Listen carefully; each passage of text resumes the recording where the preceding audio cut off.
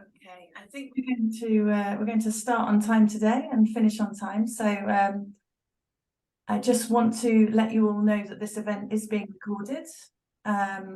So those unable to join us today can watch at a later date. This will be on our YouTube channel. There's a couple more people just joining.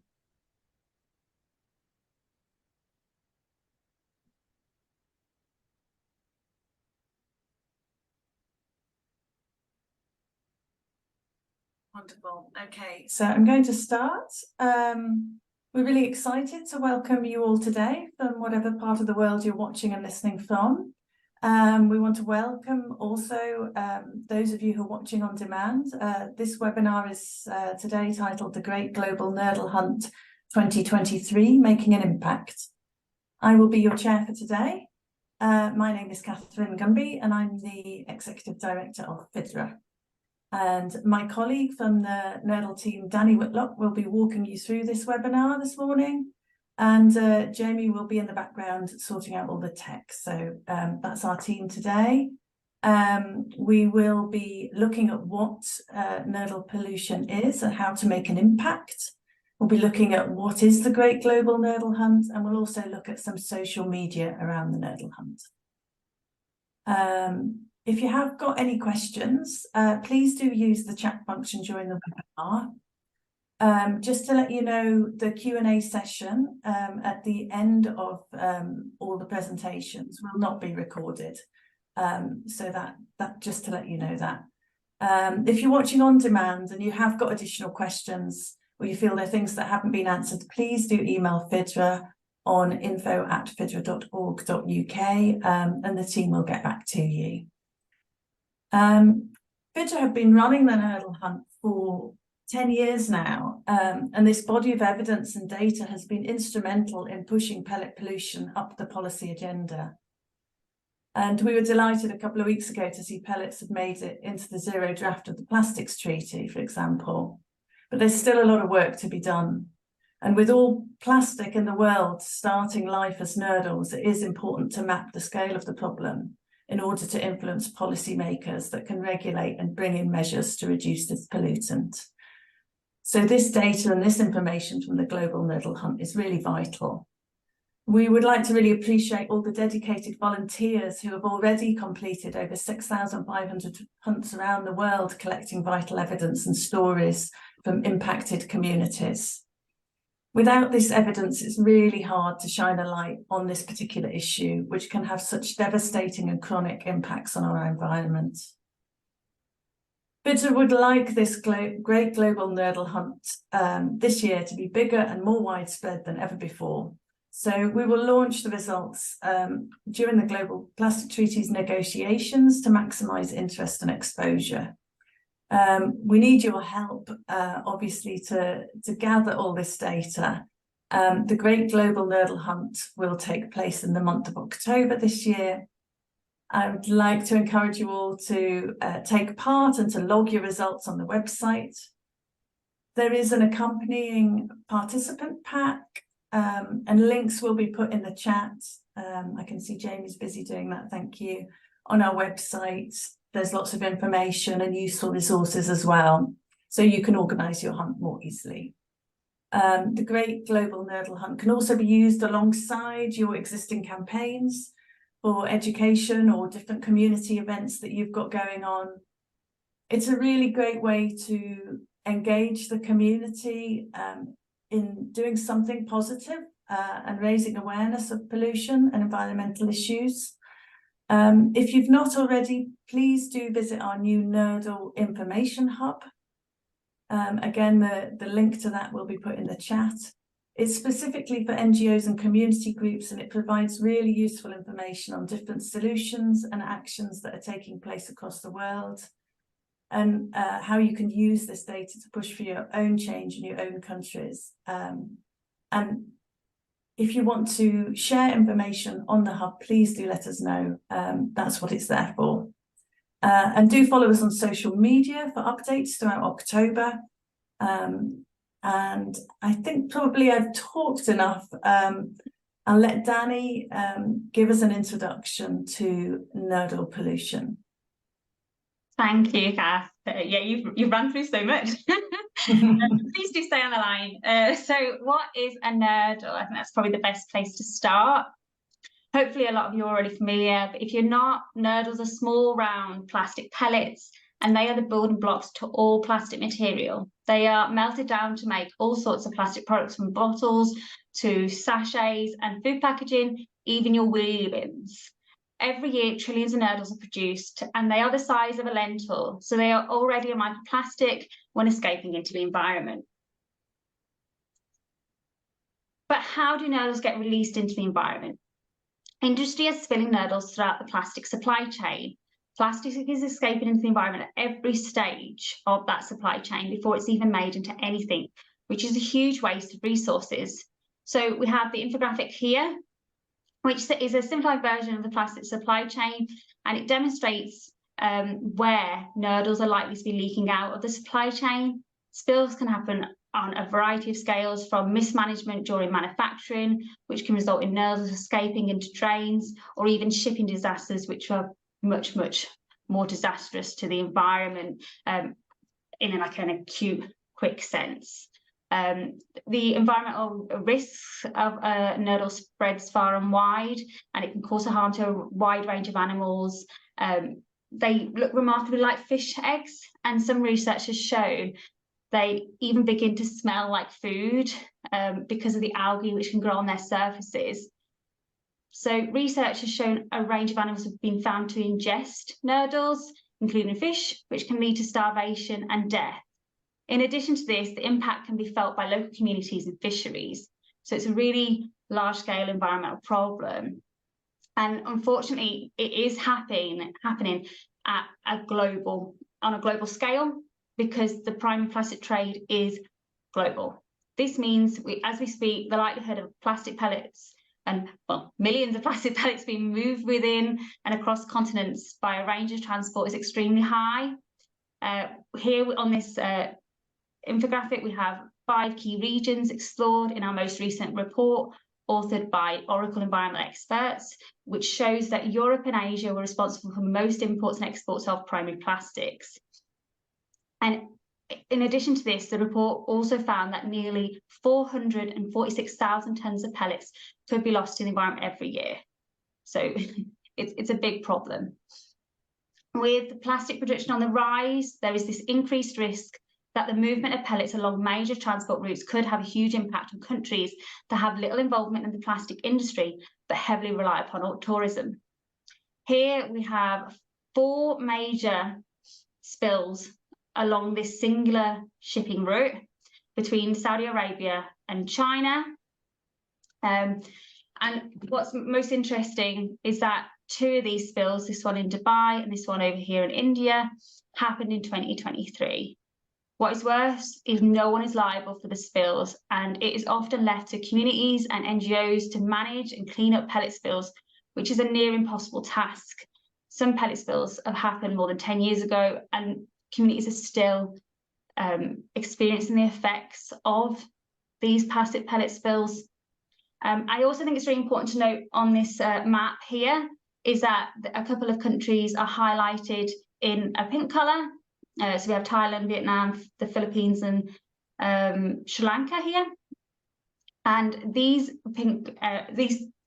countries are where tourism is a predominant source of the country's economic income. And all of these countries are in quite close proximity to this major shipping route. So how did the Great Nurdle Hunt begin? In 2013, the founders of Fidra discovered plastic pellets all over beaches across the Firth of Forth. And this area is really important to us at Fidra. It's both unique and vulnerable. It is a hotspot for industry. It's also really important for wildlife, and some beautiful beaches are scattered across this incredible environment. However, back in 2013, no one was talking about the pellets washing up on the shores, and this led our founders to think about several questions, like what were these microplastics? How had they ended up washing up on these beaches in the local area? And were these pellets also in other beaches causing pollution? And this led to the Great Nurdle Hunt. This began shortly after Fidra is created, and it's since become this annual event where volunteers search for nurdles and help Fidra map the scale of the pollution. In 2020, we had our first ever Great Global Nurdle Hunt, and our map has just kept growing with more and more incredible volunteers and organisations getting involved. And I think Cath had said we're at like 6,500 nurdles. We're actually at 6,900 nurdle hunts, which is just phenomenal. So we're really close to that 7,000 mark. And these hunts have been conducted across 7 continents and over 50 countries. So I just want to thank everyone on behalf of Fidra who's on the call, who's contributed to our data collection so far. The data over the last 10 years has contributed to a plethora of reports and resources which can all be found on our information hub. And this includes our most recent report, Mapping the Global Plastic Pellet Supply Chain, authored by Oracle environmental experts. If you haven't already seen that, we also have a webinar dedicated to that report, as it is a report about the global supply chain and how you, as an NGO, if you're an NGO on this call, could use it in your own work. So far, the impact of the Nurdle Hunt has gone so much further than the beach. And here at Fidra, sharing the results has created incredible opportunities for us to talk directly with politicians. We were able to talk about nurdles at COP26. We presented at the International Marine Debris Conference last year in South Korea. And this has generated a real impact, particularly the development of the Scottish Government Pellet Loss Steering Group. And the PASS 510 standard was developed to determine best practices for handling and managing plastic pellets, flakes and powders. And there have been international agreements on tackling pellets since this via OSPAR, for example. So any nurdle hunt that we've conducted and all this data collaborated together is making this huge impact. The Great Global Nurdle Hunt is genuinely an incredibly important project, and your involvement means the world to us, and you can make a huge impact. We desperately need more nurdle hunts all over the world so that the future of this data is both robust and representative of all regions that are impacted by pellet pollution. The project is fundamentally a citizen science project, and volunteers and NGOs are what make it successful.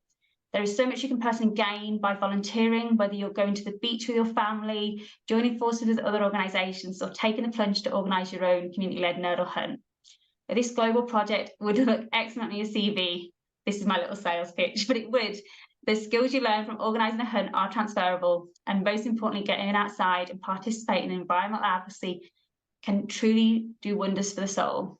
Also, every year, we encourage you to consider sending your nurdles to artists. Also, research groups often need nurdles. And if you're an organisation, we encourage you to use the data. The data is accessible to anyone who wants the data. Use the event, use the images across your network of supporters. The event can generate media coverage. Last year's Nurdle Hunt was on Sky News. On our YouTube channel, we also have a playlist of incredible NGO stories linked. So if you're thinking about volunteering, but don't know how to involve it in your work, if you don't work in the environmental sector, you can also consider organising a Nurdle Hunt as a team building exercise. Last year, we took a team from the People's Postcode Lottery out Nurdle hunting as part of their training day, and they genuinely loved it. They learned so much that they were able to work as teams. So yeah, it's fundamental that you get involved. If you rely on supporters and donors and funders for your NGO, it's a great way to engage with those important stakeholders. Invite them on a Nurdle hunt and get involved in all the action. I think there's nothing more powerful than showing someone directly in front of you the problem at hand. But I really want to reiterate here the importance of taking part. Nurdle hunts help us build evidence of this pollution, which can in turn show the petrochemical and plastics industry that further action is needed. Nurdle pollution is something that is clearly linked to industry. It is not a consumer waste problem. And I think this is something that people don't always understand because they can't differentiate between the different microplastics. And nurdle hunting and going out and specifically hunting for nurdles shows that this pollution is all over the world, and industry must step up and implement solutions. Nurdle hunts also show local governments that you care. Governments respond to concerns from the public, and if you use evidence and you collect this evidence, it forces them to think about and consider implementing policies that make industry change. So this evidence is so important. Nurdles can help raise awareness of nurdle pollution and plastic pollution in the media. Like I said, we were on Sky News, and this really helps keep the pressure on the government and industry to force change. It's not going to work one day overnight. We can't just use one nurdle hunt. The whole collective data set is what will force change. And it's just so important that your community are aware of this. And I think perhaps one of the most important things about getting involved in the nurdle hunt is that you have this global far-reaching platform to shout about solutions. Nurdle pollution is a preventable source of pollution, and there are solutions out there. We have a whole range in our Nurdle Hub. So we need to build a global network of organisations allowing us to share this information and make sure that all of our solutions are globally compatible. We have, I think, all our solutions split into 6 different categories on our information hub, and all of those solutions you can work together on collaboratively. And by being a part of the Nurdle Hunt, you are part of this incredible network of organisations and volunteers. So Nurdle Hunts can really truly help document the impacts on your community and the environment, and it also helps us identify hotspots and identify where leakages are occurring. And it's so easy to take part in the Great Global Nurdle Hunt. We even have this beautiful wordless infographic within our resource packs to show how easy it is. You choose your location, you start hunting, you count the number of nurdles you see, you count how long you've been hunting for, you then count who's hunting with you. It's always good to know how many volunteers are out there and how much time has been truly dedicated to this. And then most importantly, please log your hunt. So often we'll see on social media that you've done a hunt, but then you haven't logged it. So please submit your data. Even if you don't find any nurdles, it's really important that we show a true representative of the nurdle spread. So if there isn't nurdles in your area at the moment, that's incredible. But we need to know then if actually nurdles are turning up in the areas in which you're hunting and how they've got there. So I think that's one of the more important things is you need to be safe when you're out. So please don't rush out before considering a few things, including choosing a location. We would always encourage you to check our map to see where hasn't been surveyed yet. You can hunt anywhere, but it's easier to spot on the beach. It's also a little bit safer to spot nurdles on the beach. If there is a place that hasn't been surveyed yet, it might not have been surveyed for a good reason. It might not be safe to access. So if you're planning a hunt and it's in a place you haven't gone to before, please take someone with you, scout the area and make sure you can access it safely at the time you wish to carry out your hunt. Also, if you're in a country where there is lots of private land and regulations around accessing land or even wildlife that you're sharing the environment with, please be vigilant. Just because there's no nurdle hunt on the map, we wouldn't encourage you to go out there and put yourself in dangerous situations.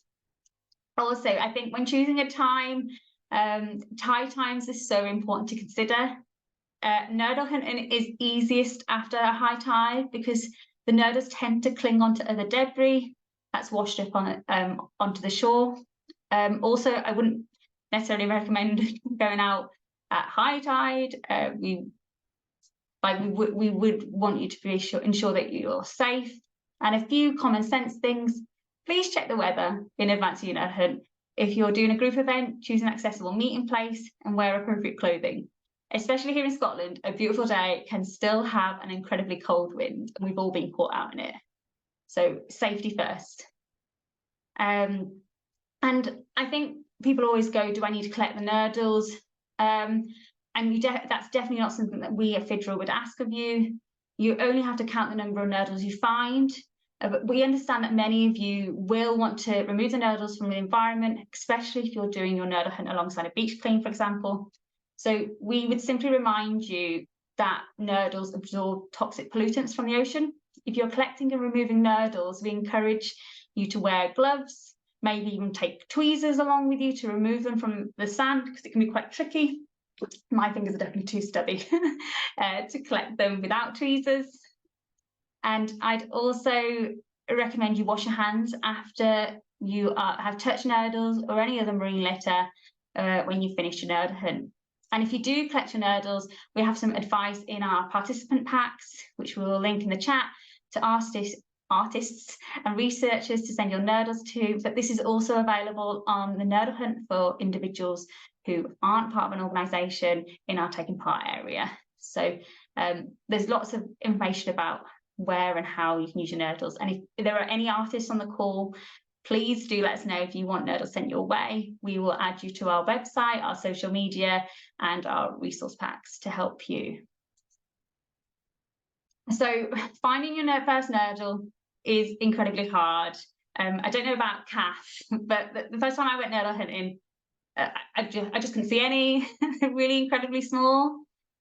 So I think I should give you some top tips that a fellow nurdler from our organisation told me to do. And the first was to look amongst other plastic. If a mound of plastic is washed up on the beach, it is more than likely a nurdle or two will be amongst the litter. Vegetation is another great area to search. Nurdles are very light and can be blown by strong winds to the back of beaches or the sides of riverbanks and get caught up in the vegetation. Similarly, the tide line, which I mentioned, nurdles get trapped in the strand line debris, and the tide brings these all in. So often, especially if you're in an area where you've seen chronic pellet pollution, you'll see a whole line of pellets rather than the strand line itself. It's also perhaps if you're a first-time nurdle hunter, it's super easy to hunt on sandy beaches rather than stony or pebbly beaches. But that's not to say you can't find them in other areas, especially as you become an expert. I think I've got much better at looking at in other areas that aren't sandy beaches. So maybe your first nurdle hunt, go to a sandy beach, but then you can definitely explore a wider field. And a top tip would be to include sieves, buckets and jars in your items that you take with you. It's by using these items, you can scoop up more sediment and explore it, as often nurdles end up hidden underneath the sediment. So yeah, I think that's where I'd personally start. And if you're still struggling to figure out what a nurdle hunt is, where a nurdle is when you're out hunting, we have this really useful ID chart. I use it all the time. So slow down and get a closer look to the ground and take your time. They can vary in colour and shape, but luckily we have this guide and it can help you identify the different types of microplastics. So biobeads are something that people always think could be nurdles, and I think the easiest way to identify that they're not is that they are such irregular in they are so irregular in shape that once you've picked up a nurdle, which are far smoother and then typically more opaque, though we do get some colourful nurdles, it quickly becomes very clear. So maybe just keep hunting for a little while longer and you'll start to notice what expanded polystyrene looks like. And secondary microplastics are irregular shape too, so it does become much easier. I've never found a crinoid fossil myself, but lots of people have. So not only do you get to find nurdles, you might even see some really cool fossils. So yeah, please submit the data to us in any way you can, along with a photo if you're really unsure. You can either directly submit them on our website if you are really unsure if it's nurdles you found or if it's biobeads or expanded polystyrene. Send us a picture. You can send this directly to us at info@fidra.org.uk and we can help you identify this. But yes, any of the additional microplastics that you might find and you're not sure of, take a picture. We're here to help. And so many organisations are already nurdle hunting without realising. Smart Nature Freak Youth Volunteer Foundation is an example of this. They are this incredible NGO based in Ghana with many years of experience engaging in education and beach cleanup programmes with the goal of clean oceans using best scientific methods and practice. Nurdles have been collected by Smart Nature Freak in the past as microplastics, but by undertaking the nurdle hunt, they sought to count the nurdles separate from the other microplastics. So Smart Nature Freak conducted their first nurdle hunt in June, I believe, this year. And in 85 minutes, volunteers found over 900 nurdles. In a follow-up hunt in August, over 1,800 nurdles were found in 180 minutes. And this evidence will help organisations show policymakers and industry the scale of the nurdle pollution issue. And we at Fidra truly believe that it's important to differentiate between the microplastics you are collecting to ensure you are calling for the appropriate solutions to pollution. Whether you call plastic pellets, nurdles or mermaid tears, all the names that you'll hear, like plastic pellets, nurdles and mermaid tears, are names that we use for pre-production pellets. And reactive measures to stop waste, whilst really useful for lots of the microplastics out there, they will not help stop nurdle pollution in your area. So please go on our hub and look at the different options and all the different methods we're calling for, particularly the supply chain approach. And if you're like, if you're an individual and you don't know how to get involved in nurdle hunting and you don't want to go on your own, or maybe your family don't want to go out to a wet, windy beach in October, we've started to develop a directory of organisations working on solutions to pellet pollution, many of which will be completing nurdle hunts across October. So please contact NGOs in your area through their websites and social media channels. I've included a couple of NGOs from our hub here on this slide. A Greener Future is a Canadian charity, and they have already shared all their nurdle hunts they plan to do across October via their social media. So if you're in Canada right now, there will be a nurdle hunt in your area, so please check their media out. Plastic Punch is an organisation in Ghana who regularly conduct beach cleans. So ask if you can be part of their next clean and let them know that you'd like to identify nurdles. Sea Shepherd Australia not only host their own month of nurdle hunting in March, they host nurdle hunts and beach cleans regularly, and they always host a beach clean specifically for nurdles over in October. And in the Galapagos, Mingus Por El Mar are another great organisation that are in our hub, doing so much work on pellet pollution. In the UK, because I know many of you will have joined from the UK, UK Litter Free Dorset are another NGO to see if you can join a nurdle hunt with. And if you're an organisation who's sitting on this call right now and you already go out and do beach cleans and you already do nurdle hunts and you didn't know you have a directory, it's really easy to sign up to our hub. You can add your organisation logo, contact details, and a blurb to help others connect with your organisation who are working on similar solutions to you. So hopefully that's in the chat. If you haven't already seen it, please go and register. It's so important to make sure that we're all connected. And finally, remember to share your hunt with us. You can follow us on social media through our Instagram, our Twitter, Facebook, and even TikTok. Tag us in your social media or use the hashtag Great Global Nurdle Hunt, to help us find your stories quicker so we can reshare them. We share every single story that we see over the month of October. So if you've tagged us or you've put the hashtag Great Global Nurdle Hunting, we will reshare this. So if you want more traction on your social media posts, if you want to get more volunteers in your area, this might be a great way of reaching a greater audience. Within our social media kits, within the resource pack for the Great Global Nurdle Hunt, there are a range of social media tiles, suggested tweets and posts to make this as simple as possible for you. We want this to be the easiest campaign you've ever put on. So I think the only thing I'd ask is please upload pictures and videos of your nurdle hunts. Collecting this sort of footage can be a really powerful tool alongside our map of evidence. We have so many different people and so many different media outlets contacting us, asking us for videos and images. So if you have any, please send them our way. If they're old nurdle hunts, you can just simply send that to info@fidra.org.uk. They all mean the world to us, and do let us know the correct photo credit. We'll never not credit the photos or videos that you send us. And if you haven't been on a Nurdle hunt before, but you're thinking about organising a Nurdle hunt this year, you can promote your hunt with images from our media library. Within our media library, there's lots of images from other volunteers and NGOs, and they are really helpful when you're trying to explain the message. So please look on our library and share any of your own. So thank you. And so there, yeah, this is just a quick snapshot of our media library. When you click into any of the photos, it tells you how you need to credit that image, which is incredibly useful. It's a really powerful tool of evidence. So I thought I'd just explain to any new organisations on the call, considering doing a Nurdle hunt, what's within the resource pack. So we have a Nurdle hunt briefing, which really gives you a summary of why you should Nurdle hunt. We have this social media toolkit, which personally is my favourite section. It has all these great assets.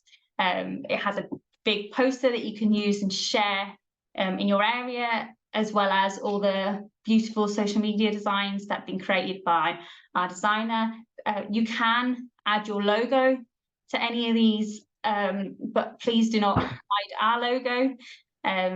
We like to think of all our assets as shareable.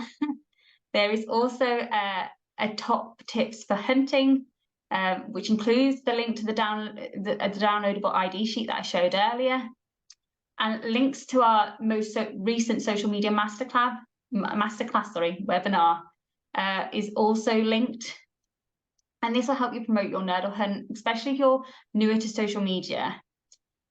Also, every year on the first day of the Nurdle hunt, we also share a press release within this resource pack. So it's not there at the moment, but it will be coming soon. So keep your eyes peeled for that. And then I've added the link here, but I'm sure it's been put in the chat for you already. So for anyone who was not aware of our information hub for NGOs before this webinar, our team at Fidra have created a hub to showcase the great work NGOs are involved in, linked to plastic pellet pollution.